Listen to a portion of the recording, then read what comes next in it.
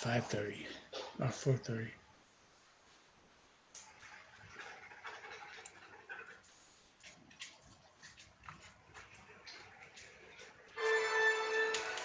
Untitled Enterprise.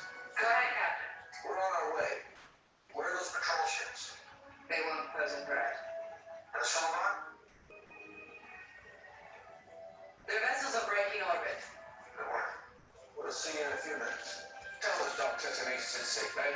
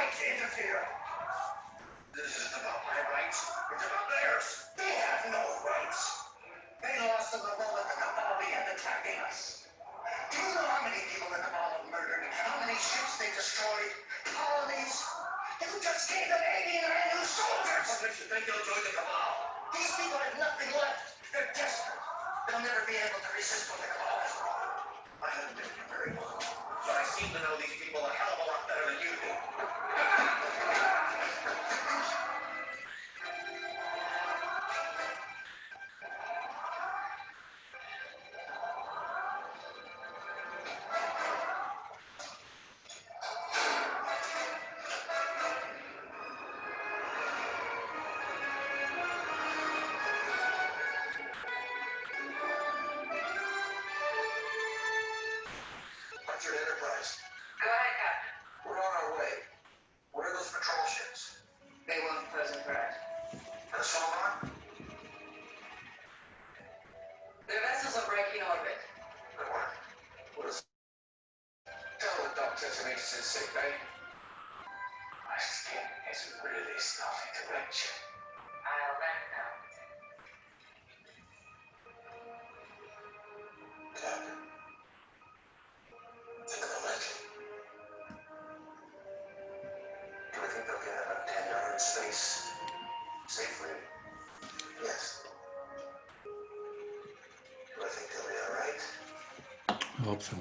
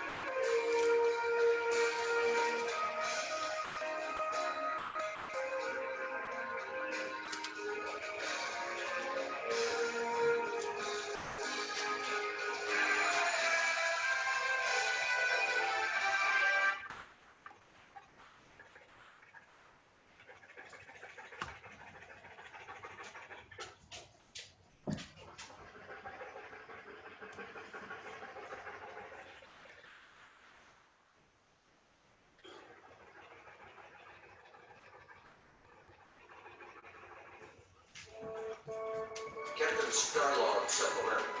I'm beginning to wonder if inviting the contestants aboard is such a good idea. It's been a challenging morning, to say the least. Tosca! Did you get that? Tosca insult. Some kind of insult. He's insulting us or we insulted them. I'm not sure. Tosca! That's what we did wrong. Okay, just scared. Just us. Well, You eat like you made. you sure that thing's working? Sasurat! I think they want to leave. That much is obvious. Whatever we've done to offend you, I apologize.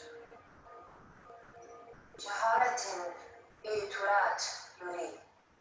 Sasurat!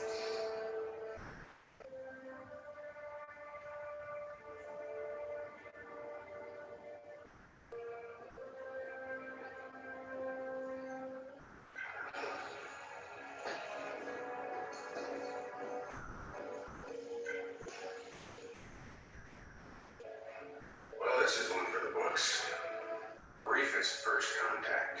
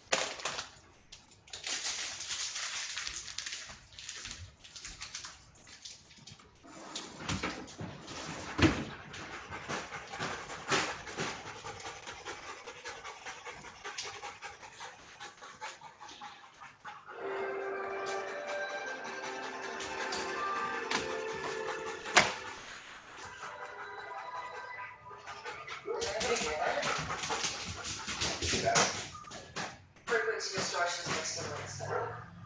Got better ears than we do. It's coming from the comm system. Have you run a diagnostic? Twice. Today is just not my day. How's the translation coming along? Slowly. Quadrant, that word for eat? What about it? With emphasis on the first syllable quadrant, it means to mate. Yeah, that might cause some confusion over there. Context is critical in every language, but Tassin has the most subtle variations I've ever seen. A same word can have a dozen different meanings. We rely on you to recognize the difference, Ensign. You think it was my fault? I didn't say that. You implied it. I simply noted that linguistic matters fall within your responsibility. For all we know, it was Mr. Tucker's table manners that offended them. But you think if I picked up the language faster, they might have not stormed off the ship. There's no need to react emotionally.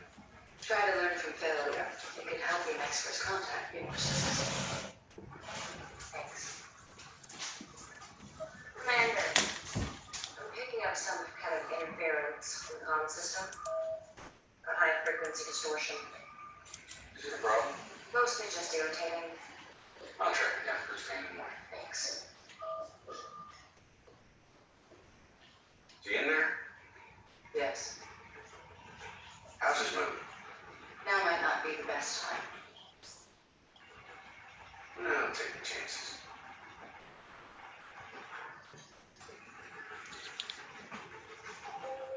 It better be important. Prime rib tonight. We're eating a horse ranch. Thanks, I'll have the steward send some up. Thought we'd set a course for this brown dwarf system. Looks interesting. I can't wait. In the meantime, why don't we shoot a little nine ball? Take a break.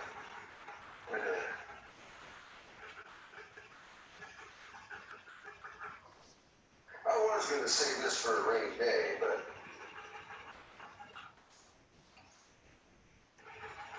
Stanford versus Texas.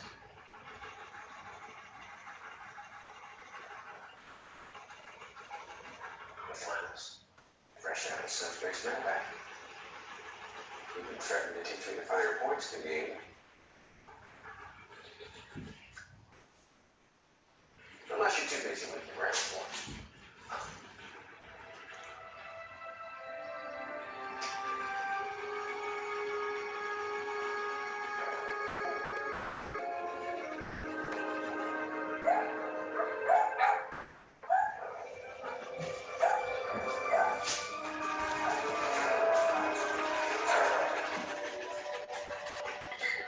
What if they just don't like being touched?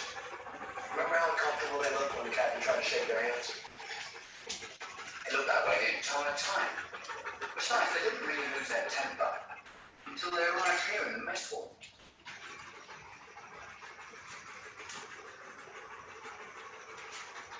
Ready to stay for the movie tonight? What's planned? Wages of Freedom. Classic French film. You know, you like it.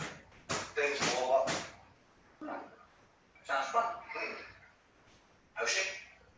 No thanks, I'm turning in early. We might need a translator. Those subtitles go by pretty fast. I have enough language problems for one day.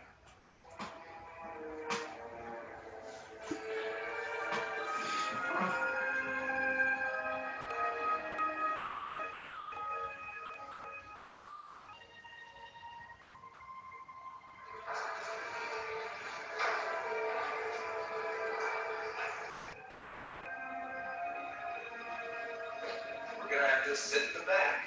1 minute. I hate missing it again. It's on the computer. You can watch it whenever you want.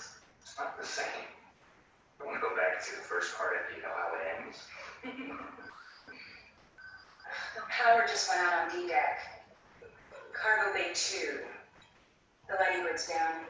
It's probably just a blown relay. Leave it for the night shift. If it's just a blown relay, it'll take you 10 minutes to fix. Here. The comms out too.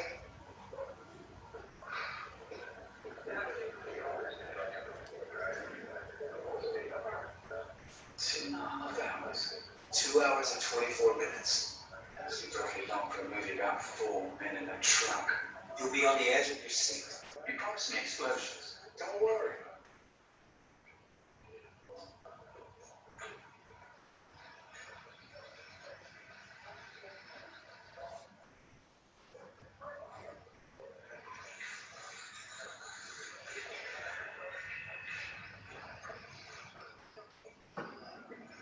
This is it.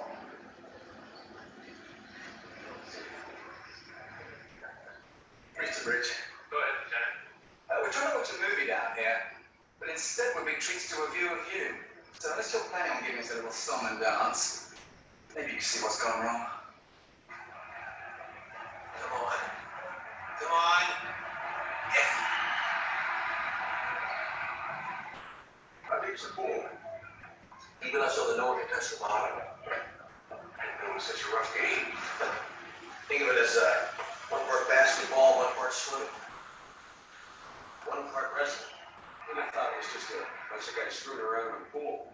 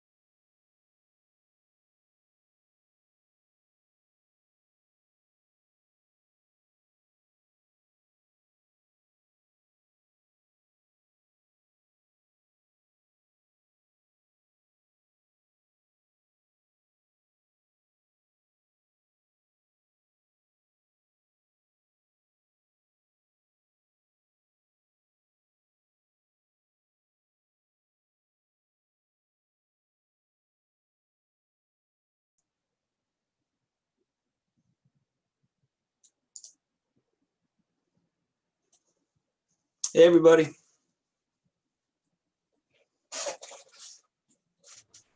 Hello. Hope you all have been enjoying your university so far. It's been interesting.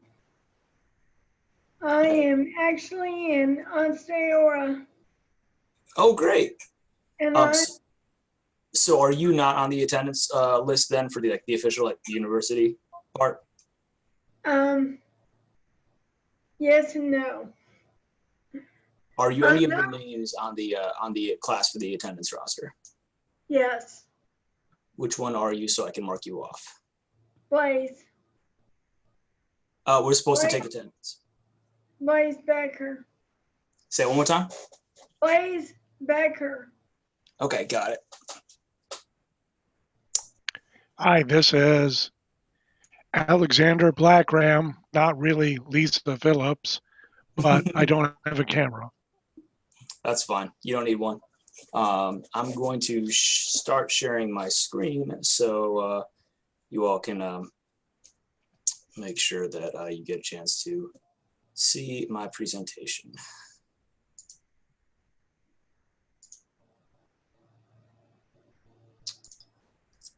All right. Is that visible to everybody? Yes.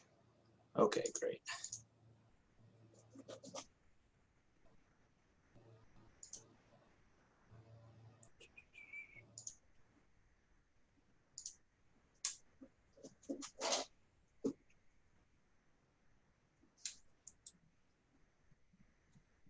We still got a little bit until the class starts, but does anybody have any questions ahead of time? You're absolutely free to jump in and start out with anything.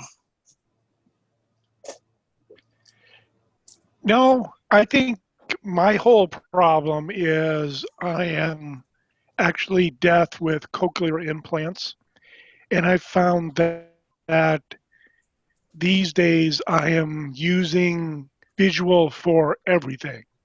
So I'm using it for balance because I have no internal balance anymore.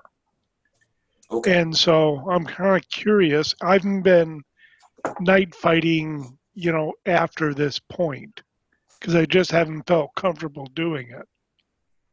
Okay.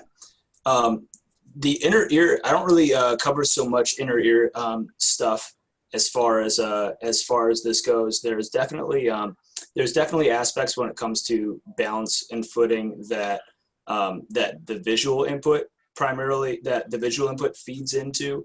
But you can probably take some comfort in knowing, and we'll get into the science of it, in knowing that that the people who are able to hear don't have great footing at night either. Yeah, that's what I'm kind of looking forward to, is that I've been a fencer for 30 years, and so been a marshal for at least that long. Yeah. So I've done, my fair share of torchlight tournaments, running them, participating in them, all of that. It just, lately you haven't been able to do anything, but with the whole inner ear loss, I'm curious to see, if I can figure out some stuff that is going to help me with that. And even my helm, I've noticed that it cuts available light down by 50%, wherever I am. So if I'm fighting in a low light environment, it's even lower to me. So I'm starting to, kind of figure out some of that kind of stuff.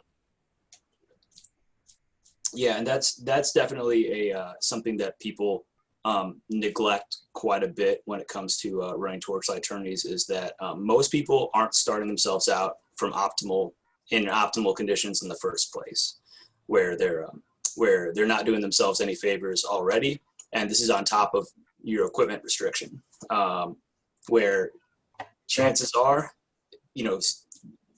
like I said, we're going to get into this, so I might get a little redundant when it comes to this, but well, and that's it. At some point in time, I'm either just going to get a whole new mattress, or I'm just going to get like an actual 3 or 4 inch. I mean, that size? Mm-hmm. Rachel, I think you've got a hot mic there. Which is the same price. Okay, sorry, 1 second. Let me figure this out.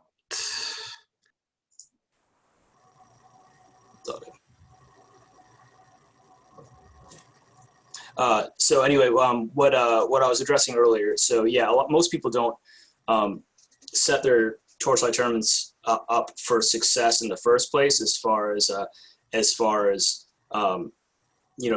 making people's I guess how to put it, as far as just being in the right place mentally and health wise.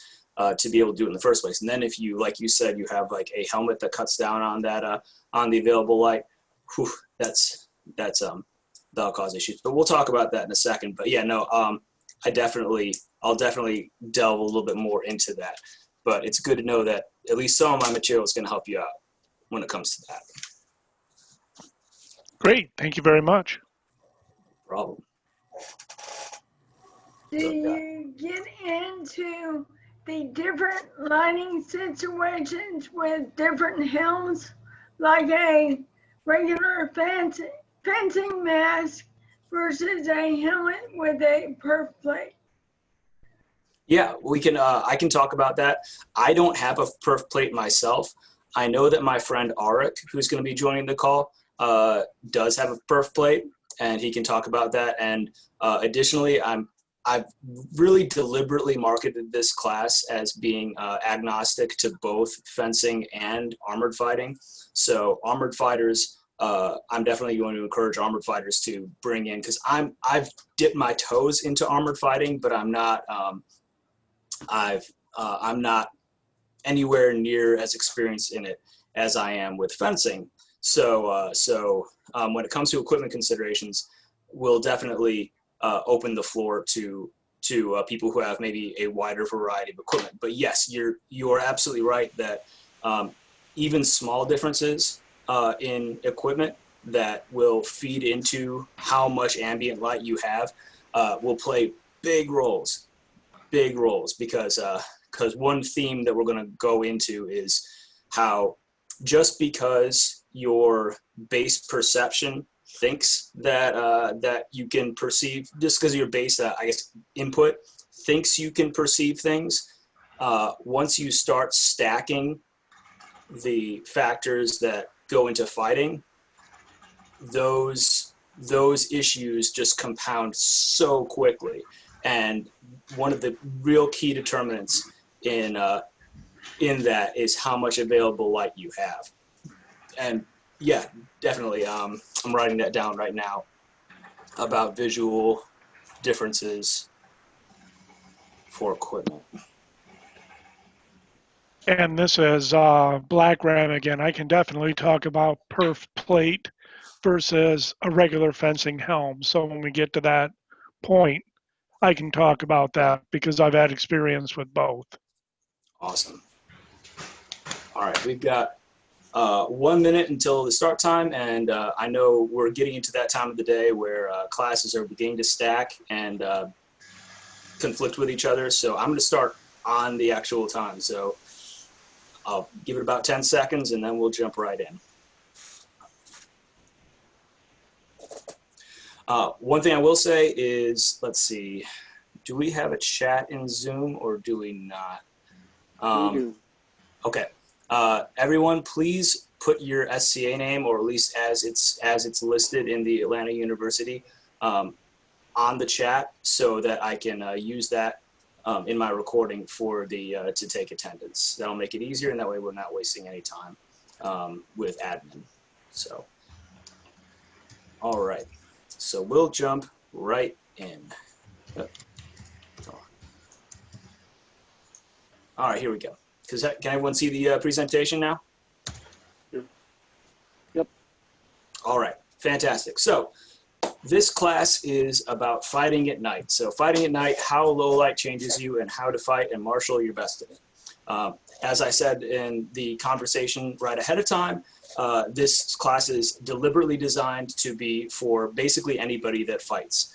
So armored fighters, fencers, what have you. If you fight in a low light environment, this class is for you. And if you marshal or facilitate or create events in a low light environment, this class is for you. So jumping right in. So this is me.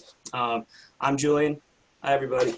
I started out as in the SCA. I started out in Caid, then was in the Outlands, and now I'm in Atlantia. In the mundane world, I'm a military officer. So you can see most of my experience when it comes to low light, when it comes to like how some of my stuff feeds into this class, is from my military experience as a in the mundane world. And I was with a unit from 2011 to 2013 and deployed to Afghanistan from 2011 to 2012 that when we were actually not reacting to things, when we were actually proactively engaging in combat operations, we were doing it pretty much entirely at night. So admittedly, a lot of that was based on night vision and thermal vision equipment and using those because you play your advantages. But I received a lot of training in how your normal vision also interfaces with nighttime operations. And the same thing comes to additional courses that I've taken and become certified with. You can see that down there. When it comes to the actual SCA,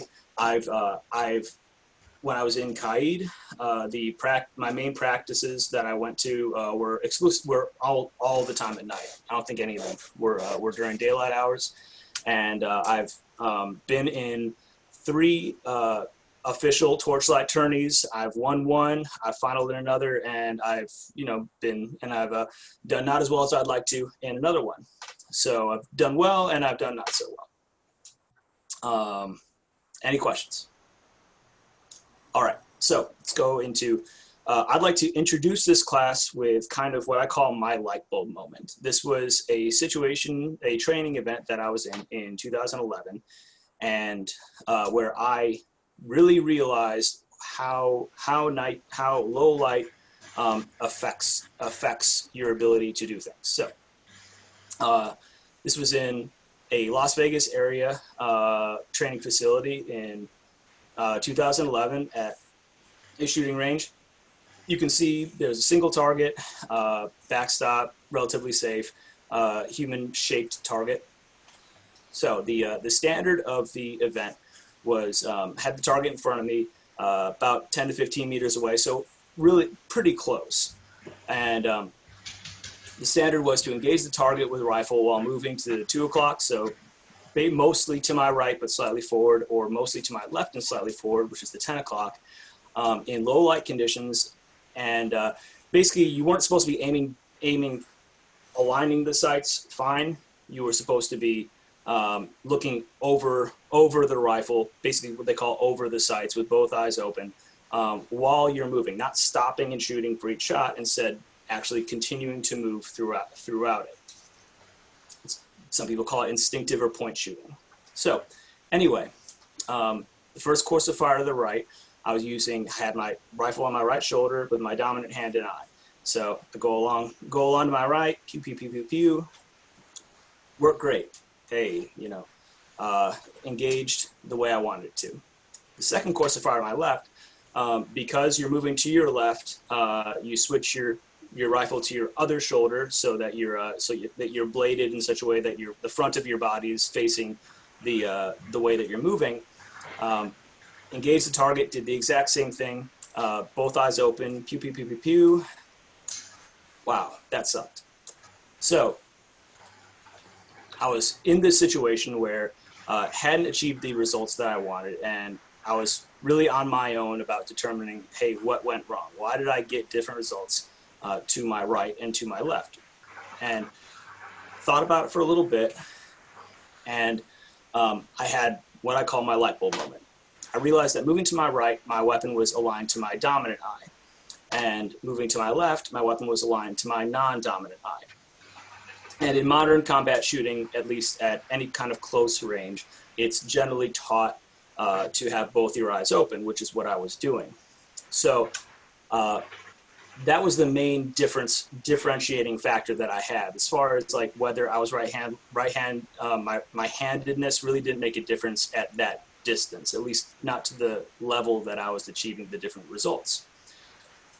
So I finally made a realization, and that was that even though both my eyes were open during both courses of fire, because of the low amount of ambient light that my eyes had to work with, my visual input was feeding from my dominant eye in both scenarios. So when I was moving to my left, I was still shooting with my right eye, which I wasn't aligned with. So I decided, all right, if that's a different factor, I'm going to force a difference in this. So I decided that I would reattempt the course of fire to my left again, except this time, instead of keeping both eyes open, I kept my right eye closed. So I would force my visual feed to my left eye. Did it again, got the results that I wanted. So what's the lesson and how does this apply to what we're talking about? The lesson is that even though this can happen during the day, eye dominance happens during the day,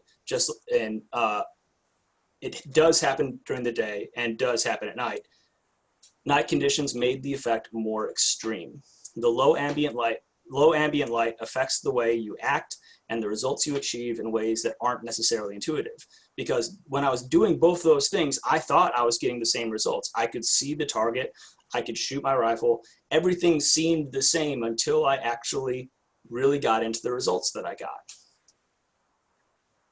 So, low ambient light affects the way you act and the results you achieve in ways that aren't necessarily intuitive. You must be cognizant of these factors and change the way you act to mitigate their effects if you want to succeed in those conditions. This applies to, in so many ways, to what we do in the SCA or in any kind of fighting at night in low light environments. And when I say low light environments, I mean when really what I would call past dusk or when it's dark. There's different kinds of vision and we'll get into that. But really the point that I'm trying to make is that how affected you are is not intuitive until you really dig into it, until you're fighting someone, or until you're actually creating data to differentiate. So this is the table of contents. I already gave you my vignette. We have the table of contents right here, the introduction.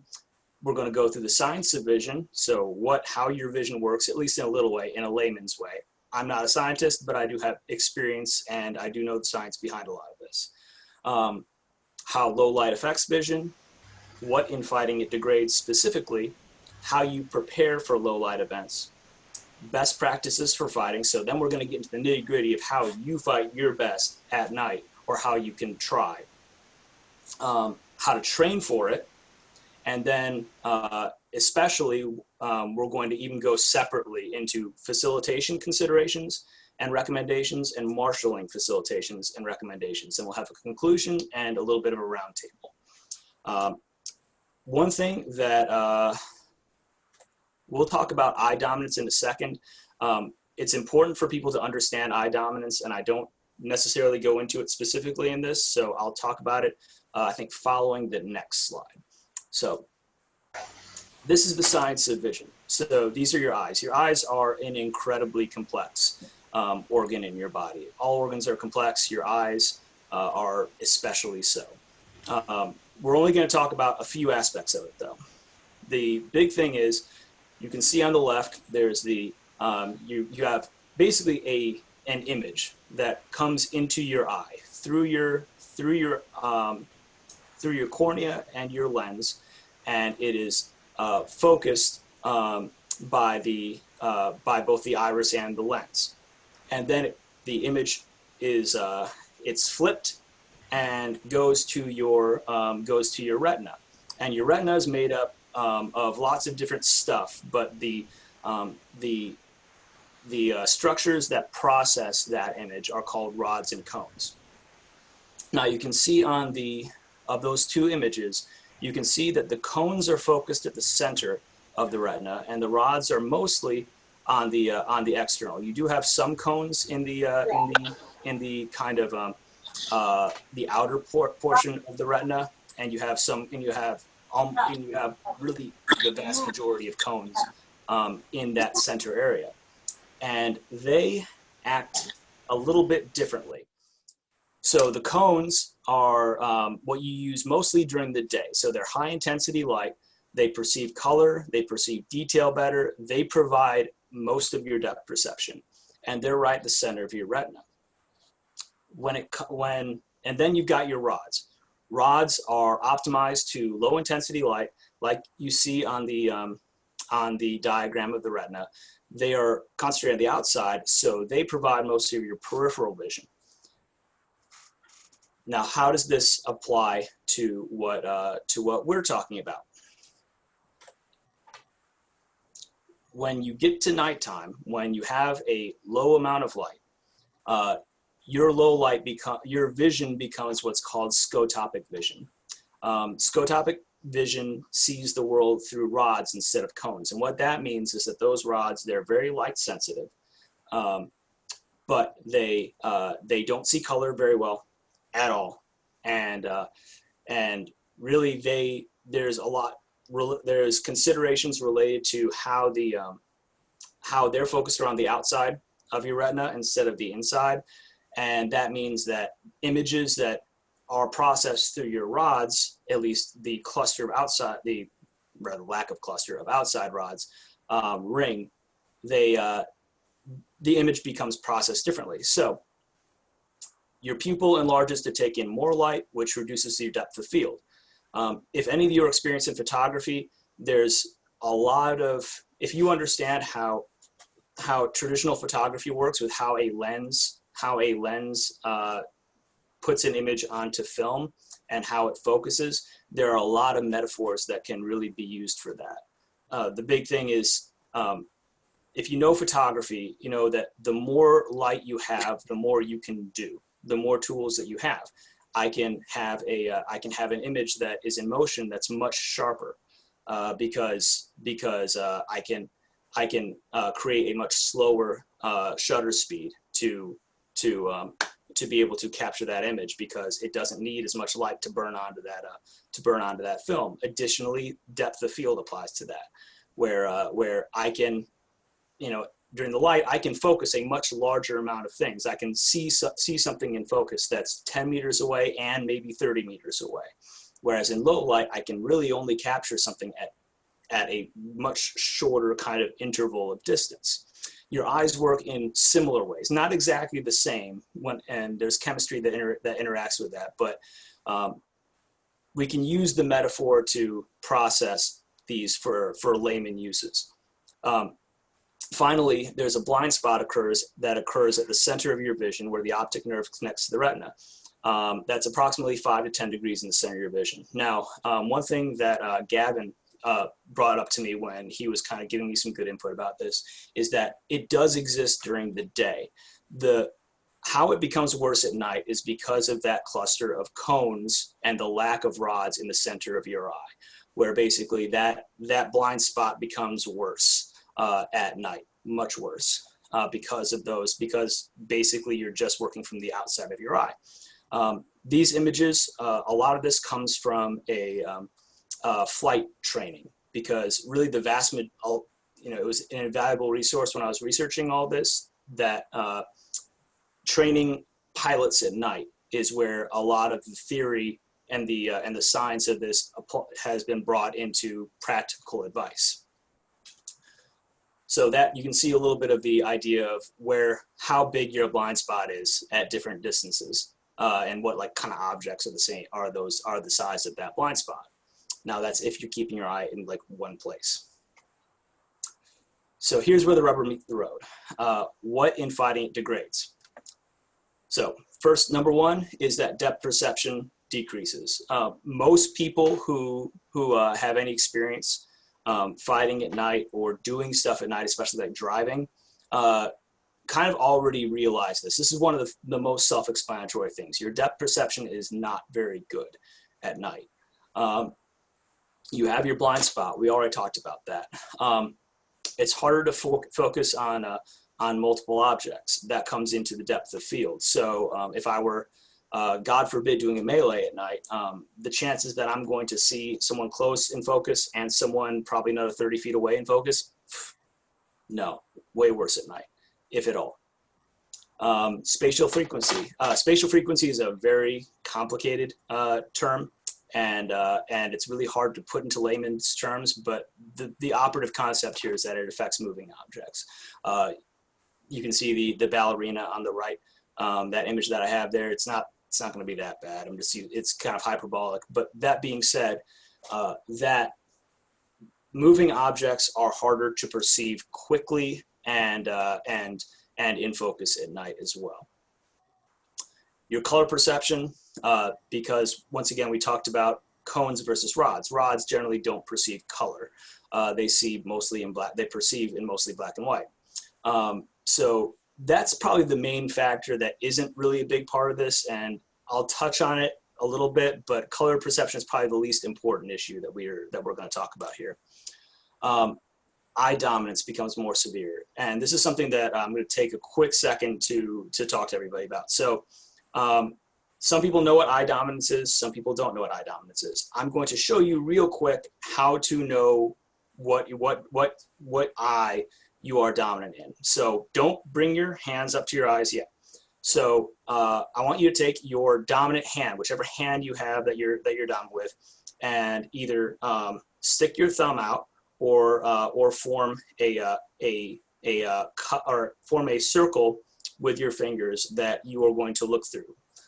And so what you're going to do is you're either going to obscure an object with your thumb, or you're going to look through that circle with your hands.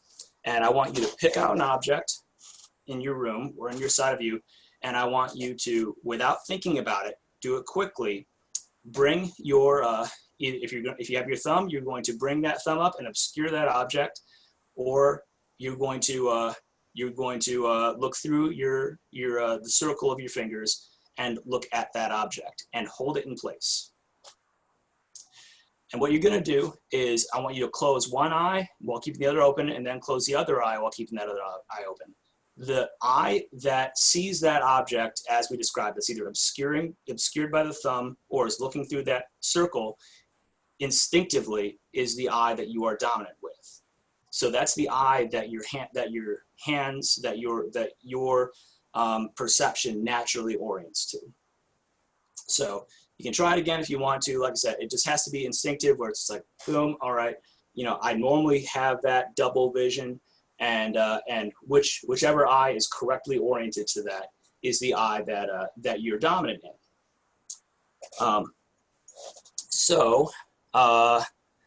Now I'm not seeing the chat normally because I'm looking at the screen. I'll take a quick second to take a look at the chat. All right, yeah. So good point. Cross-eye dominance is a thing. That's especially an issue with shooting. The big thing, if you are cross-eye dominant, is you really have to make a choice about when it comes to certain activities, whether you are going off of your hand dominance or whether you're going off your eye dominance. I will say that 9 times out of 10, my preference is for people it's easier to rewire your hand dominance than it is to rewire your eye dominance. When you have to choose between the two, like when it comes to shooting, I always say, hey, learn to shoot left-handed if you have left eye dominance, and you're normally right-handed. When it comes to fighting, a lot of times people, because of binocular vision, they're able to mitigate that. Where this kind of tangent that I've been making ties into what we're talking about on the slide is that at nighttime, your eye dominance becomes much more severe. You become that much more. You're basically your visual feed, your neural feed, really hyper focuses on that on your dominant eye because of just the lack of available information because of the lower ambient light that you have. Let's take a look at the chat real quick. Yeah, so Pug, we can talk about it a little bit later. Eye dominance can be a little confusing to diagnose and then prescribe solutions to. So I know I'm friend. Sorry, someone saying something? No, that was Pug saying no worries. Okay, yeah, we can talk about it after this. So let's talk about scotopic vision is the degradation of it is also associated with aging. So night blindness, it happens. People as they get older, oftentimes rapidly become very, very have a lot of trouble seeing at night. Basically, everything looks black except for certain highlights. That is very common. The last thing about this is that it's a often held belief that exertion and stress exacerbate these issues. They think like, I'm clenching up or things like that. I read a study in about kind of trying to prove that, and in my research for this class, and that was disproven by that. There weren't causative factors related to that. So that's just a little bit of a miscellaneous tidbit. I shouldn't say it's disproven, because you really don't disprove things with studies, but they couldn't find the proof of that. All right, next thing. All right, how to prepare for a low light event. So let's pretend I'm going to go to a low light tourney. To a torchlight tourney. What can I do to help prepare for it? So first thing is avoid any kind of smoke stuff, and this is hard in an SCA event. So smoking, a lot of people talk about how on a cigarette, like the cherry of the cigarette is like super bright and that causes you problems, but actually the smoke is a big issue, and that causes a number of kind of more sciencey effects to your eye that I don't really fully understand, but they are there. Vitamin A deficiencies also really affect your low light vision. They're not as like crazy as, where, if I'm eating carrots, I've got super night vision, and if I don't, I'm blind. It's not quite as bad as that, but they're there. So what you can do is make sure that you've been eating, there's two kinds of vitamin A, two kinds of really ways you can get vitamin A, but they provide different kinds of vitamin A, so you should do both. So dairy, meat, or fish products. I'm not sure what preformed vitamin A can be gotten through if you have a vegetarian or vegan diet. I'll do a mea culpa on that. I didn't quite get into that, but interested at the end for any thoughts on that. And then, or you can put it in the chat if someone knows. And then beta carotene is another form of vitamin A that you get through colorful vegetables, including carrots. Peppers are also really good. I'm looking at you, Anstiora people. So avoid looking directly at bright lights. It's pretty intuitive. Most people know that. You get a bright spot in your vision, and basically your pupils then go they dilate, and that basically means that your night vision resets. Cell phones and tablets, lowest light possible. A lot of modern smart devices have a blue light blocker, which is helpful. So definitely orient with that. Scan and look with your peripheral vision, at least getting used to doing it. That's a part of getting used to your blind spot. So this part is another thing that's also relatively widely known, is to allow your eyes to acclimate to low light for a minimum of 30 minutes prior to the event. That's getting your eyes used to that. That number can fluctuate. I've seen recommendations as low as 20 minutes, as high as an hour. You really shouldn't be staring at a fire immediately before going to a torchlight tourney. Probably a bad idea. You're not going to have a good time. So when it comes to, if you have to see bright light, so this is an old military trick. Cover or close your dominant eye and use your non-dominant eye to see. So basically, if I have to go into like a bright area, so let's pretend I'm there's like a bathroom facility, and I really need to go, and I know there's bright light in there. What I might do is I might close my dominant eye or cover my dominant eye while I go in there to keep that night vision strong in that eye. And then just use my non-dominant eye, because we know that your non-dominant eye is probably not going to be what you're feeding from in low light. And then use that when you're in that bright light area, and then reopen your dominant eye once you're back in a low light area. Another old trick is using red lens sunglasses, or just looking at things through red light if you have the technology and equipment for that. Let's see. Quick chat I see. All right. All right. We'll talk about that in any stuff in the chat later. All right. So those are some things we can do to prepare. So now let's get into the meat of what we can do to fight our best at night. And I'm breaking this down by the theme of what factors make you worse at night, and what we can do to mitigate them.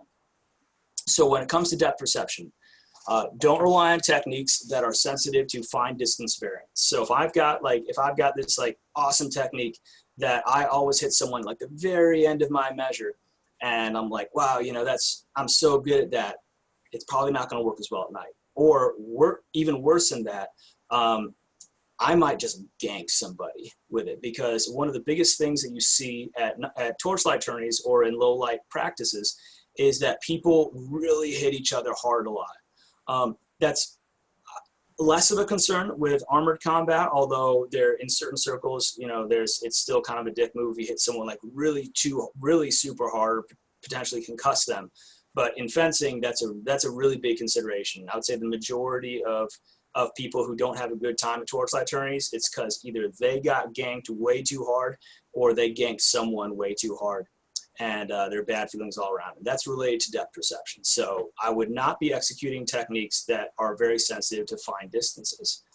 Let's see. Be especially careful not to over calibrate. So once again, we're talking about that.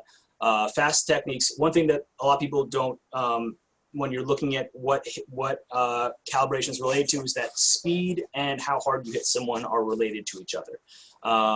You know, the faster you throw something, the harder it's going to hit, unless you incorporate a deceleration period there.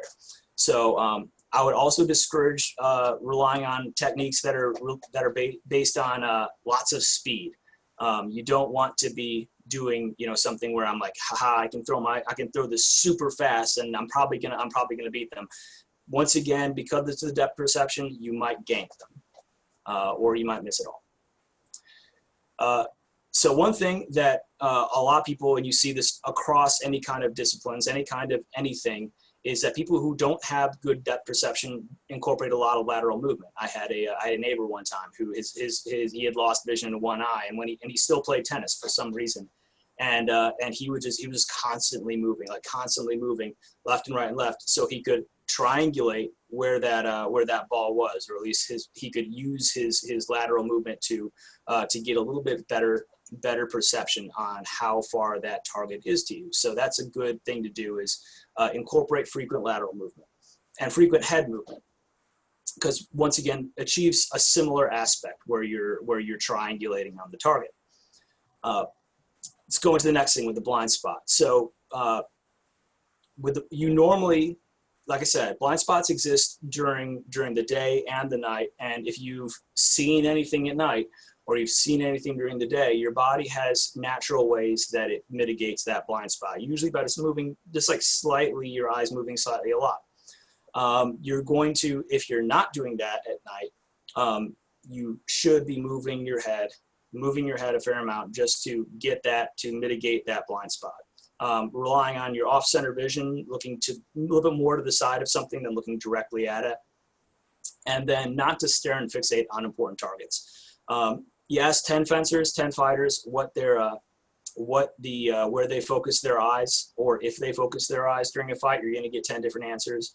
But I would definitely recommend that if you are someone who does like to stare at things during a fight, if it works for you, great, but probably not a good idea to do at night, because that will your blind spot might incorporate with that with staring at a smaller target. As far as the focus on multiple objects and your spatial frequency. So what I recommend, and this is one, like, if you can take away like one of two things that I'm going to give tonight, it should be this from the fighting perspective. It's to have a simple, short decision-making tree that either succeeds or doesn't, and then you repeat it. One thing I'll say, so decision-making trees have only 2 or 3 options per tier and only 1 or 2 tiers or intentions. And I'm not sure if they use that, and if that's a common thing to use in armored combat. In fencing, intentions is a commonly understood word, where generally you don't want to go deeper than 1 or 2 intentions, and you only want to have 1 or 2 choices per intention. And then you rinse and repeat it. Either it succeeds or doesn't, and you get back there and try it again. Once you get into the more complex things and you're trying to apply them at night, generally complexity comes with a reliance on finer inputs. And one theme is that in low light, you don't have those finer inputs. Or you might think that you do and you don't, or they're different. So what I have right there is just a real simple decision-making tree. I execute the star action, and if they do blah, you know, what that didn't work. I'm redoing it, and if it's a red X and 1, maybe it works. And then and then I provided an additional input, and X once again doesn't work, and then maybe it does work. But I don't want to go any deeper than that, because any deeper, I'm dealing with so many X factors, and my perception is probably pretty screwy anyway, that I don't really want to go delve any deeper into that. So I call this a short and narrow decision-making tree. I recommend short and narrow decision-making trees at night. All right, second slide of best fighting practice considerations. Like I said, color perception is not really something that often interfaces with the light fighting. I was trying to think of how it could, but really, maybe someone has like a colored cloak, or but really it's not as big of a factor as the other ones. It does come into play though when we're going to talk about facilitation and marshaling considerations. All right, so eye dominance severity. This is another thing where functional advice can be applicable. So when you're talking about, from my vignette, we saw that techniques that move to your when you're shooting and you're moving to your dominant eye side, it's more likely to be successful because my dominant eye aligns with the structure of the action that I'm making. So techniques that incorporate movement to the corresponding side of your eye dominant. So if I'm right eye dominant, techniques to my right will have a higher chance of success. Techniques to my left probably won't. I could do what I did in the vignette where I close my right eye, but that introduces its whole new set of issues where now my depth perception has gone from low to 0. And that's already a problem. So that's something you should be very cautious about. And that ties into my next consideration where to your non-dominant side, severely degrade. If I get armed on to my side that's corresponds with my dominant eye, I think there's kind of a big person moment there where I would definitely recommend you take a second and think, am I going to give this person a safe and good fight when I'm fighting from my non-eye dominant side? And it's an honorable decision to say no. I might gank them. I don't know how to do this. This isn't going to. There's a high chance that this isn't going to go well. So I would definitely consider yielding if you're not going to give someone a good fight. And that that applies across everything, I think. I hope. But definitely consider yielding the point if your dominant side is taken out in the interest of safety. If you must continue, consider closing, like I said, with extreme caution, your dominant eye, knowing that your depth perception is even worse then. But you should only do it if you've actually trained that ahead of time. Let's see. Yeah.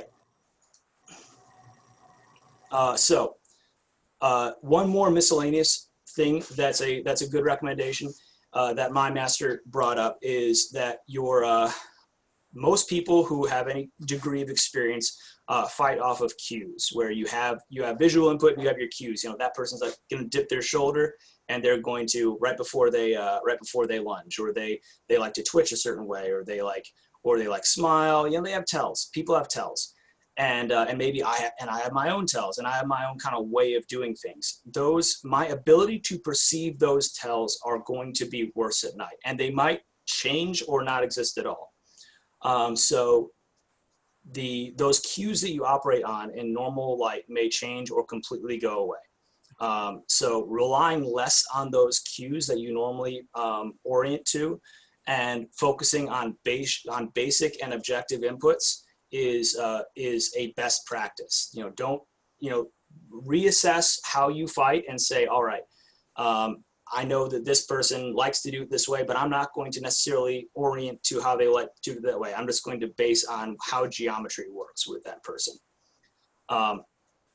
And that ties into prudent and measured offense is generally preferred to reactive defense. And that's because by reacting to someone, you are assuming that your reaction is going to be better than their action.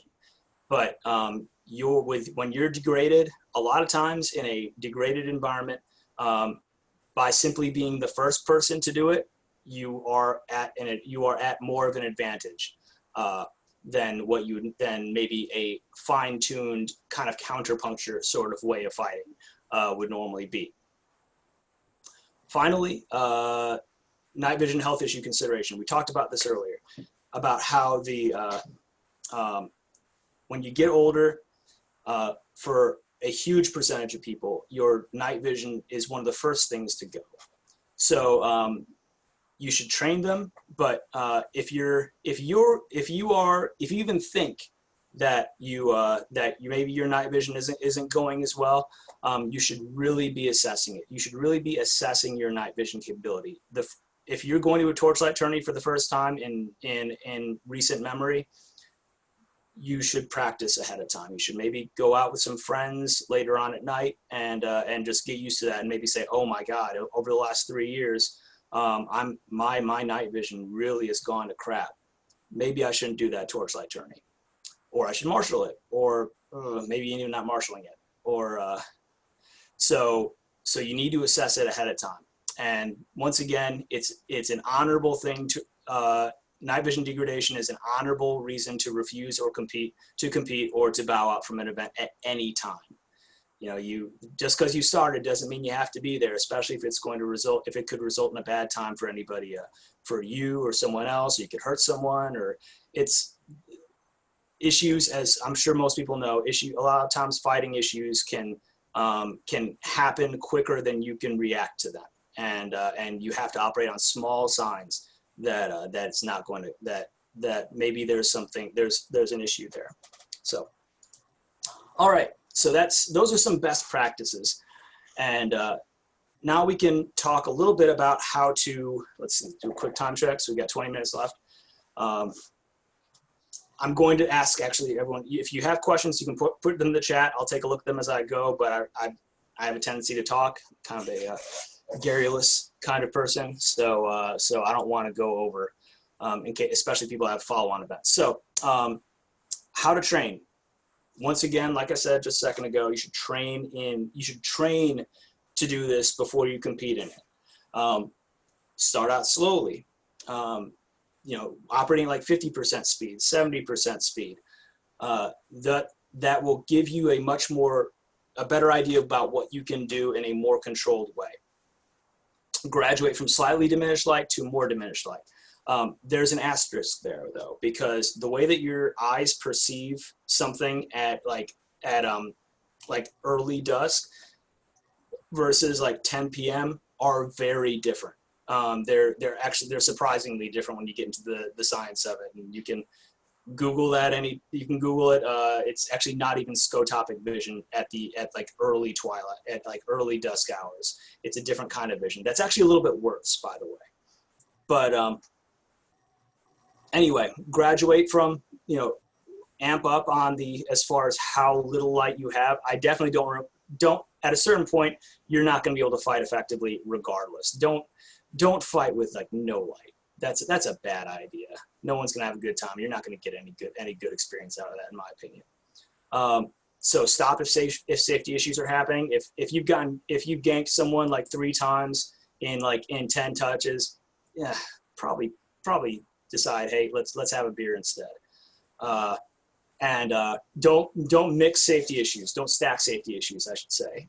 So don't if you're gonna train a little light, do when you're on good footing, good solid ground. Everything else is good. Don't mix like fighting on pine needles, with rocks and shit and that, along with fighting in low light. That's unnecessary, and it's a recipe for disaster. Like I said, low light techniques, in my opinion, are short and narrow decision-making trees. Really simple. I do this, they do that. I do this, they do that. either it worked or it didn't. I get out of there. So this one is a little bit more you should be careful about, is practicing without depth perception carefully. You'd be surprised how much your fighting deteriorates when you only have one eye open. Definitely, and don't have both of you doing it. Only one person at a time. I would recommend at a slow pace, but that will give you a little bit of a framework to say, all right, this is how I can train in a controlled environment for having less step perception. But once again, slow, one person at a time, and don't stack the challenges. All right, last thing about how to train: do other things at night. So, play like do where you've got like a nighttime intramurals game or something like that. Those things, the lessons you learn for those things will help. Taking your dog out at night, anything you do at night has certain degrees of things that you can extrapolate to help your fighting if you have to fight at night. All right. And now we're going to get into what stuff for facilitators and stuff for marshals. We're going to start out with facilitators. In case you haven't gotten this theme so far, I'm going to hammer this home during this part. Low light fighting is much more dangerous than normal fighting in ways that in so many ways, and it's not intuitive. So depth perception issues mean hard hits are very common. Anybody that's probably done a low light tourney has fought a nighttime practice has seen someone get hit hard. Super common. That's a big consideration. Effective marshaling is much harder because marshals also have the same less amounts of visual perception that fighters do. And then when it comes to especially SCA events, there are a lot of exacerbating factors. We talked about smoke and intense light from campfires. They're all over the place. It's hard to avoid a campfire at night. I would challenge someone to be at an SCA war where you can't at least smell wood burning or smell flames, smell people smoking, that smoke and flame are ubiquitous. So combatants are oftentimes without balanced diet for days. They're not operating at their top with their as far as their systems are anyway. Especially if you're like the fourth day of a war, you're not dealing with necessarily healthy people. They're probably also going to be dehydrated. And then you've got hopefully with more Wena present, that's not gonna be an issue. But she can't be everywhere at all times. Torchlight tourneys at dusk before eyes have acclimated to low light. I talked about that just a moment ago. Your vision actually, when your normal light vision and your nighttime vision are kind of crossing wires at that early dusk period, your vision actually is in some ways worse during that time, and that's like probably the worst time to have a low light tourney. And also, people's eyes haven't acclimated to the lower light first, to the lower light at that time. Finally, people are drinking. Drinking is always a safety concern. So we'll get into the idea that more light equals better. So if you're going to facilitate a low light fighting event, the more light you can have, the better. That is, I cannot overstate that. So providing at least, my recommendation is, if you're going to have a low light, if you're going to have a torchlight tourney or a nighttime fighting event, I would provide at least 3 close and vibrant light sources per fighting enclosure. Like 1 tiki torch per fighting enclosure is, I would call that straight out no. At least 2 is pushing it, but 1 is no, not at all. I would say at least 3 per fighting enclosure, and then because of the way that your eyes perceive light at night, electronic light is actually better to deal with than fire, especially because of smoke. So if you can have an electronic lights, those are going to be better than actual torches. This is one thing that Master Aaron from Atlantia brought up.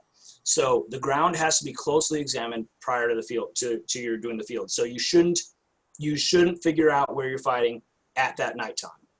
That's the wrong time to do it. You should be doing it, or you should really light the hell out of that area before you decide where that field's going to be. So when it comes to obstacles, we have a tradition kind of in the SCA of making judgment calls about obstacles that are in a fighting enclosure. We'll mark them with something. Maybe we'll put like a cone over it. I would argue that at a nighttime event, any obstacle should exclude that field for consideration, because especially when it comes to the color perception issue, and with your kind of visual exclusion that's going to happen, no one's going to see those things after you mark them. No one at all. So fields with obstacles should be avoided, need to be moved. So I would just say, if it's got an obstacle, don't use it.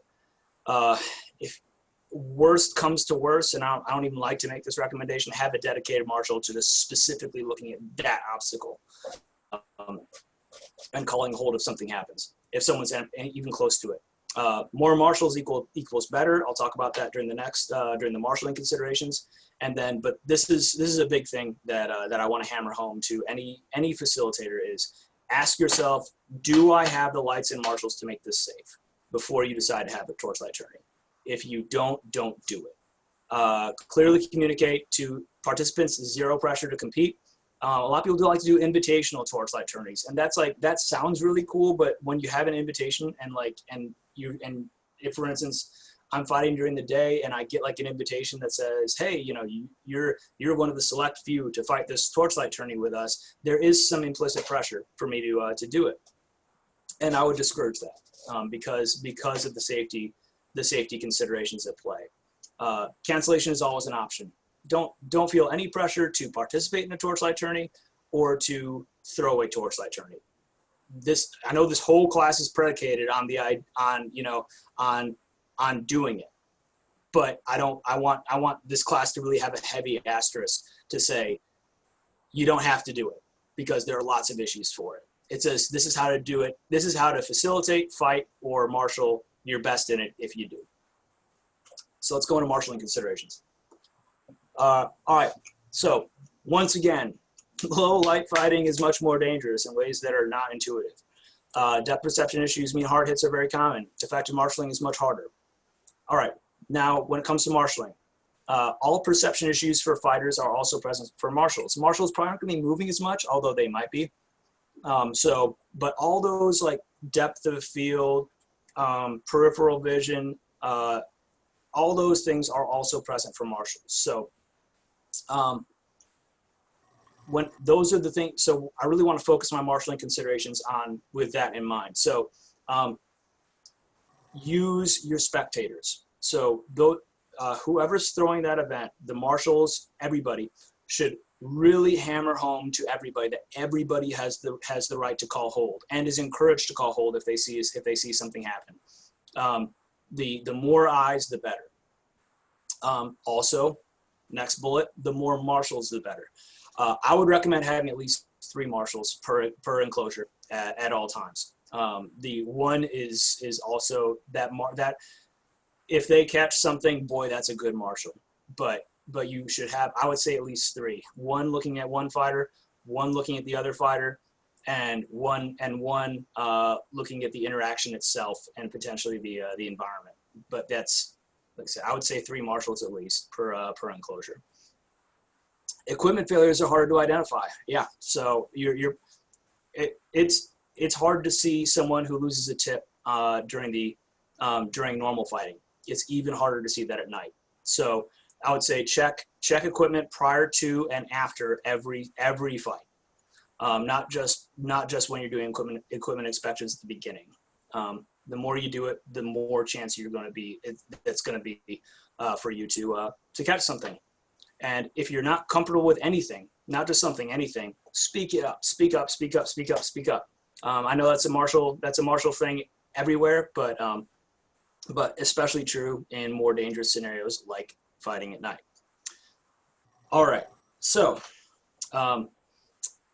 for conclusion of the questions, I'm just going to start out by saying that if there's one thing I really want people to take away, it's that you shouldn't feel pressured to throw or participate in a low light event, because there's so many issues at play. You know, I'm not going to say it shouldn't happen at all, but there are more issues than I think are normally appreciated in society culture, and there are more. I don't think it's typically approached with the level of gravity and responsibility for the safety of the participants and just the quality of the fighting. You know, you can do it, but are you going to have a good fight? Are you going to have a good time? Are people going to come out of this shaking hands and saying, "Wow, you know, I had, you know, that was the highlight of my whole time"? Maybe not. Maybe not. Maybe so. Maybe you can throw a great one, but the more responsibility that you can approach it as a fighter, as a marshal, and as a facilitator, the better. So with all that in mind, I'm going to segue. Let's see, we have about 7 minutes left in the class, so I don't have anything to do after this. So if you want to go after, if you also don't have anything to do after this, I'm willing to do Q&A for longer than the class is allotted. But I'd like to touch on 2 specific topics. So one thing that was mentioned was the visual differences for equipment. So I use normal 3-weapon fencing masks, and they're the only thing that I could say from that is the importance of having blackened inside. So blackened inside of your fencing mask. If you've got a shiny fencing mask, most shiny fencing masks do have blackened insides. Not all of them do, but a lot of times it still reflects. I would say probably a fully blackened fencing mask is probably going to be better than a shiny one. But one thing that was mentioned in the chat prior to this was perf plates. So can anyone give an opinion about how, or their thoughts or their experiences about how perf plate differentiates with than normal fencing mesh in low light?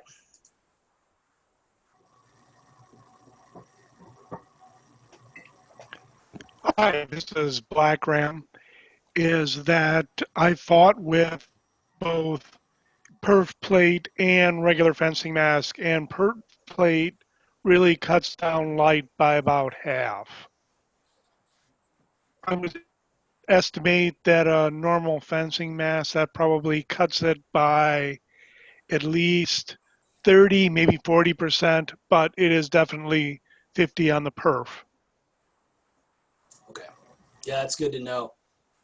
One thing that thank you for that.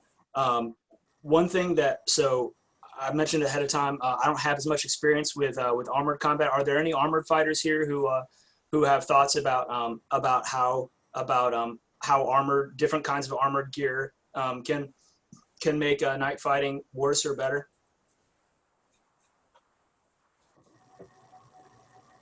Oh, I guess I didn't attract as many armored fighters as I was hoping I would.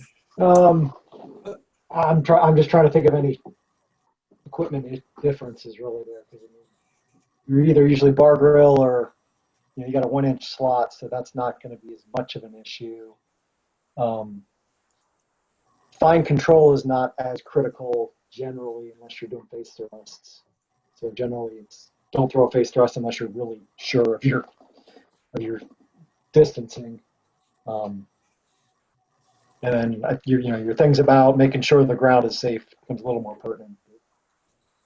Yeah, totally. And I think even though it's not night specific, being tired definitely does make safety worse. And with not being able to see the ground, because like I think you're alluding to, a lot of armored helms don't have the same below the kind of below the plane visibility that like a 3-weapon mask does.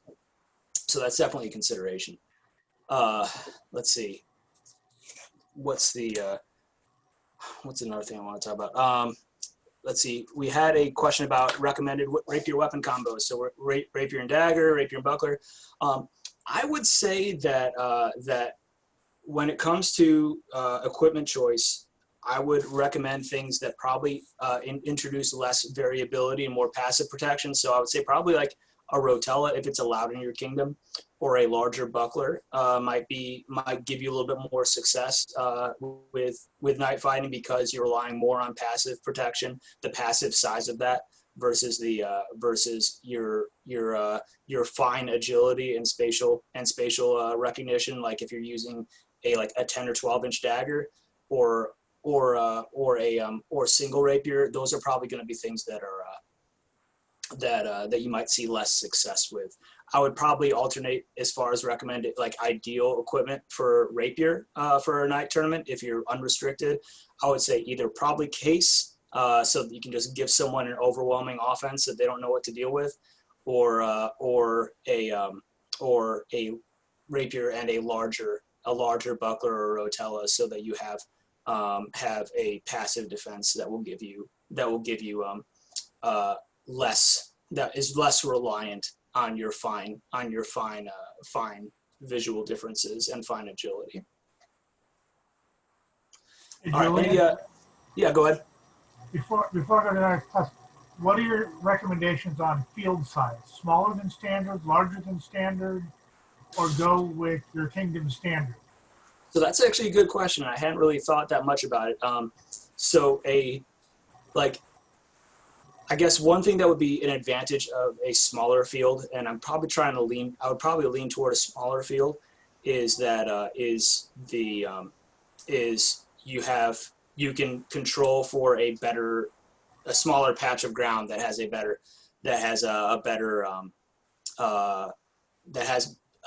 more consistency. Like I'm less likely to have obstacles, and then on top of that, it's easier to light a smaller area than it is a larger area.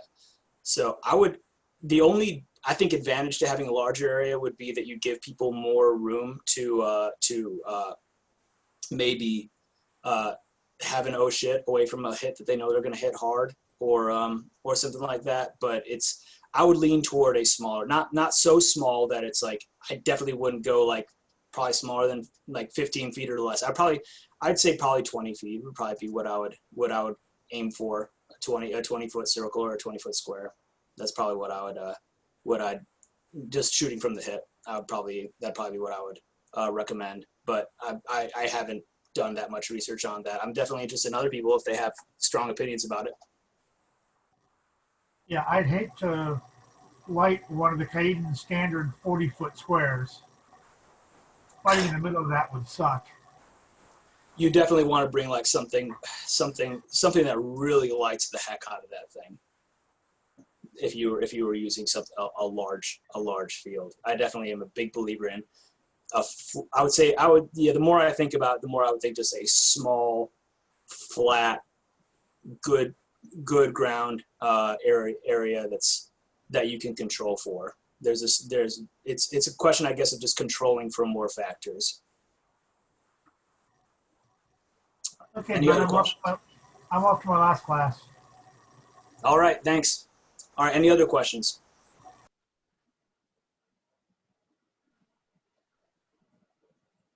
All right. Well, hey, I want to put something out to the group real quick. I did put this in the class description, I believe, but I am currently recording this. If there are strong objections to me not making it publicly available, please let me know. If there are not, my intention is to put it on my private YouTube channel, so it's available to people as they see fit. But if there are strong objections, I respect your right to privacy, and please let me know so I can not do that. You don't need to tell me right now. If you want to, you can email me. There is an email option for the class, or you can message me. But yeah, so that's something out there. Any final questions before I close this out? You talked about electronic light being preferable to flame. Is there a particular color profile that works better than others? That's a good question. I I'm not sure if incandescent or I'm guessing it's a question between incandescent and fluorescent. But let's see, fluorescent is higher in the blue light, so I would probably guess that incandescent is probably what you want. Because like I said, fluorescent is like, because blue light's is the light that really screws with your night vision the worst. So I would say incandescent, or if you can have like really powerful red light, that would probably be probably the best, because red light is generally what people see as being the best way to see at night without really degrading your vision. But I would say, yeah, probably I would say incandescent, like a strong incandescent light would probably be what you'd want. What about placement? Yeah, I would say if you're doing 3, like I said, I would make them like in a triangle around that field, and probably high, definitely not low. That's actually another thing that I neglected to mention. You don't want it directly in the vision of them. I would say probably at least 10 feet up. At least 10 feet up. Okay, good. Anybody else? All right. Well, hey everybody, I really appreciate you taking this class. I love talking about this stuff. I could talk all day about it, but I'll email you all the slide deck following this, and I will email you all the YouTube link once I post that up. So I really appreciate it. Hope you all have a great weekend, and thank you again. Y'all are awesome. Thank you, Julian. Thank you, Julian. Thank you.